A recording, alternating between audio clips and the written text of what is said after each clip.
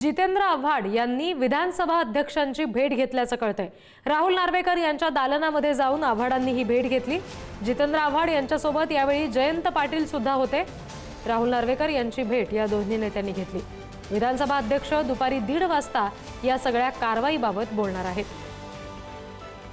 अनेक आमदारांनी अगदी सभागृहाच्या कामकाजादरम्यान सुद्धा या संदर्भात कारवाईची मागणी केली, अनेक मुद्दे उपस्थित केले। त्यामुळे दुपारी 1:30 वाजता अध्यक्ष याबाबत काय निर्णय देत आहेत हे पाहणं महत्त्वाचं आहे।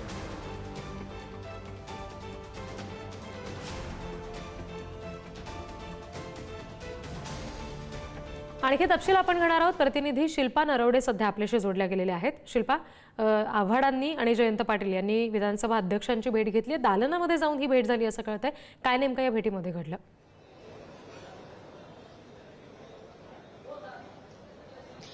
रिद्धी, आपण जर पाहिलं तर जितेंद्र आव्हाड आणि जयंत पाटील या दोघांनी देखील विधानसभा अध्यक्ष राहुल नार्वेकर यांच्या दालनात जाऊन भेट घेतलेली आहे। राहुल नार्वेकर यांची भेट घेतल्यानंतर जितेंद्र आव्हाड बाहेर आले, मात्र प्रसार माध्यमांशी बोलायला त्यांनी नकार दिलेला आहे। विशेष म्हणजे कालची जी घटना झालेली आहे, विधान भवनाच्या लॉबीमध्ये जितेंद्र आव्हाड यांचे कार्यकर्ते असतील किंवा गोपीचंद पडळकर यांच्या कार्यकर्त्यांमध्ये थेट जे भिडले होते, जी हाणामारी झाली होती, त्या संदर्भामध्ये विरोधकांकडून किंवा जितेंद्र आव्हाड असतील त्यांच्याकडून कारवाई करण्याची मागणी करण्यात येत आहे। आणि त्याच संदर्भात जितेंद्र आव्हाड आणि जयंत पाटील यांनी आज सकाळीच येऊन राहुल नार्वेकर यांच्या दालनात जाऊन ती भेट घेतलेली आहे आणि कारवाई संदर्भात मागणी केल्याची माहिती देखील समोर आलेली आहे। मात्र यावर आज दुपारी 1:30 वाजता राहुल नार्वेकर हे बोलणार आहेत। नेमकी कशा प्रकारची कारवाई केली जाते किंवा काय घोषणा करणार आहे हे देखील पाहणं महत्त्वाचं असेल। मात्र जितेंद्र आव्हाड आज विधान भवनामध्ये येत असताना ब्लॅक कलरचं शर्ट घालून थेट त्यांनी विधान भवनामध्ये राहुल नार्वेकर यांच्या दालनामध्ये प्रवेश केलेला आहे आणि त्यांची भेट घेऊन चर्चा देखील केलेली आहे।